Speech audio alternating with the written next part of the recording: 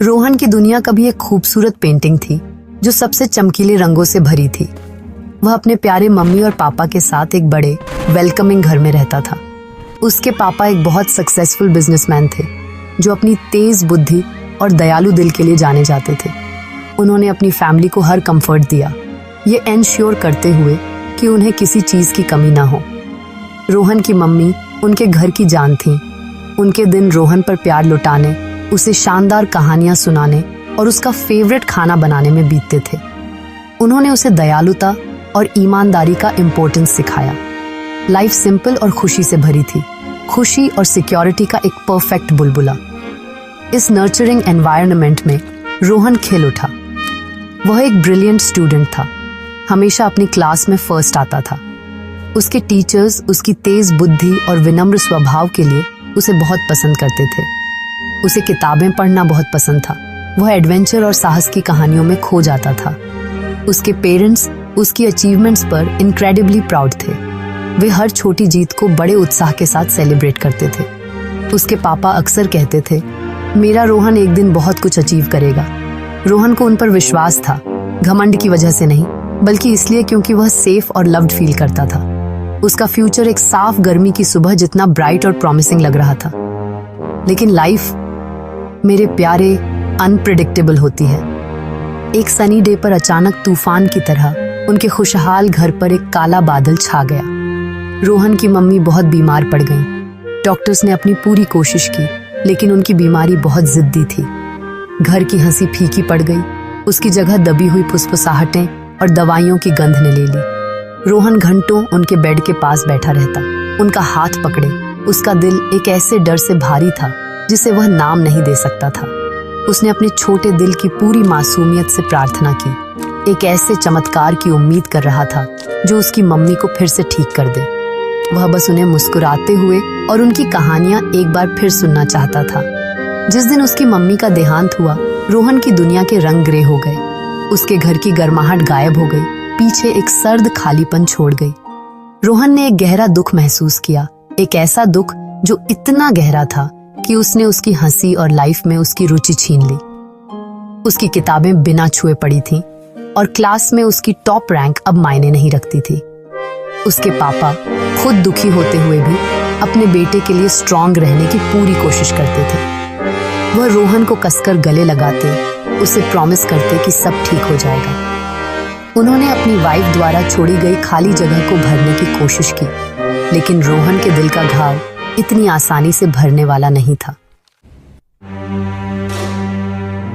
वक्त बीतता गया, जैसा कि हमेशा होता है, लेकिन उनके घर में उदासी बनी रही। रोहन के पिता अपने बेटे का दुख देखकर हेल्पलेस महसूस करने लगे। उनकी पर्सनल असिस्टेंट, एक खूबसूरत और दिखने में दयालु महिला, उन्हें सपोर्ट ऑफर करने लगी। वह उन्हें पेशेंस के साथ सुनती और अक्सर रोहन के लिए घर का बना खाना लाती। धीरे धीरे वह उनके जीवन में एक रेगुलर प्रेजेंस बन गई। वह रोहन के साथ जेंटल थी, उससे सॉफ्ट टोन में बात करती और उसे खुश करने की कोशिश करती। रोहन के पिता अकेले और उम्मीद की एक झलक देखकर मानते थे कि वह उनके घर में खुशी वापस ला सकती है। उन्होंने उससे शादी करने का फैसला किया। शुरू में सौतेली माँ परफेक्ट केयर की एक तस्वीर थी। उसने रोहन को अपने बेटे की तरह ट्रीट किया। वह उसे उसके होमवर्क में हेल्प करती, उसका लंच पैक करती और उसके अच्छे मार्क्स की तारीफ करती। रोहन की लाइफ में नॉर्मेलिटी की एक नाजुक भावना वापस आने लगी। उसे यह विश्वास होने लगा कि शायद खुशी फिर से पॉसिबल थी। उसके पिता रोहन के चेहरे पर छोटी छोटी मुस्कानें देखकर राहत महसूस करते थे। उन्हें लगा कि उन्होंने अपने बेटे और अपने फ्यूचर के लिए सही फैसला लिया था। वह घर जो कभी दुख से शांत था, एक नए परिवार के एक साथ जीवन बनाने की कोशिश की आवाजों से भरने लगा। हालांकि यह शांति कम समय के लिए थी। 1 साल बाद सौतेली माँ ने अपने बेटे को जन्म दिया। इस नए आगमन ने सब कुछ बदल दिया। उसका प्यार और अटेंशन जो कभी रोहन के साथ शेयर किया जाता था, अब पूरी तरह से अपने बच्चे पर केंद्रित था। रोहन के प्रति उसके व्यवहार में एक ठंडक आ गई। उसने उसे बेटे के रूप में नहीं, बल्कि अपने बच्चे की विरासत के लिए एक राइवल के रूप में देखना शुरू कर दिया। उसके दिल में एक काला डर घर कर गया कि रोहन बड़ा बेटा होने के नाते एक दिन अपने पिता की सारी प्रॉपर्टी पर दावा करेगा और उसे और उसके बेटे को कुछ नहीं छोड़ेगा। उसका डर एक क्रूर प्लान में बदल गया। उसकी मुस्कानें नकली हो गईं और उसके दयालु शब्द गायब हो गए। वह रोहन के हर काम में कमी निकालने लगी। एक दिन एक मजेदार आउटिंग के बहाने वह रोहन को अपने घर से दूर एक भीड़ भरे बाजार में ले गई। उसने उसे एक छोटा खिलौना खरीदा और फिर जब वह डिस्ट्रैक्टेड था वह भीड़ में खिसक गई। रोहन ने मुड़कर देखा तो वह गायब थी। उसने उसे पुकारा। उसकी आवाज डर से कांप रही थी, लेकिन कोई जवाब नहीं मिला। वह एक अजीब अनजानी जगह पर अकेला था, उसी व्यक्ति द्वारा छोड़ दिया गया था जिसे उसकी देखभाल करनी थी। दुनिया अचानक छोटे रोहन के लिए बहुत बड़ी और डरावनी जगह बन गई। किसी के न होने पर उसे खुद ही अपना गुजारा करना पड़ा। पहली कुछ रातें सबसे मुश्किल थीं। वह ठंडे, सख्त फुटपाथों पर सोता, कांपता और भूखा अपनी सौतेली माँ द्वारा दिए गए छोटे खिलौने को कसकर पकड़े रहता। उसने छोटे मोटे काम करके जीना सीखा। वह ट्रैफिक सिग्नलों पर कारों के विंडशील्ड साफ करता कुछ सिक्कों के लिए। जब भूख असहनीय हो जाती तो वह खाने के लिए भीख मांगता। इन कठिनाइयों के बावजूद उसके भीतर एक आग जल रही थी। उसने अपनी स्पिरिट को टूटने नहीं दिया। वह एक सर्वाइवर था। खाने और शेल्टर के लिए इस डेली स्ट्रगल के बीच रोहन ने कभी सीखने का आगे का अपना प्यार नहीं छोड़ा। वह जानता था कि एजुकेशन ही बेहतर लाइफ के लिए उसकी एकमात्र टिकट थी। वह स्कूल नहीं जा सकता था, लेकिन उसने अपनी पढ़ाई जारी रखने का एक तरीका ढूंढ लिया। वह अपनी शामें स्ट्रीट लाइट की तेज चमक के नीचे बिताता, कूड़ेदानों में मिली हुई छोड़ी हुई किताबें और अखबार पढ़ता। वह कार्डबोर्ड के टुकड़ों पर कोयले के एक छोटे टुकड़े से लिखने का अभ्यास करता। पास से गुजरने वाले लोग इस दृढ़ युवा लड़के को देखते, अपनी किताबों में खोए हुए और उसकी कहानी के बारे में सोचते।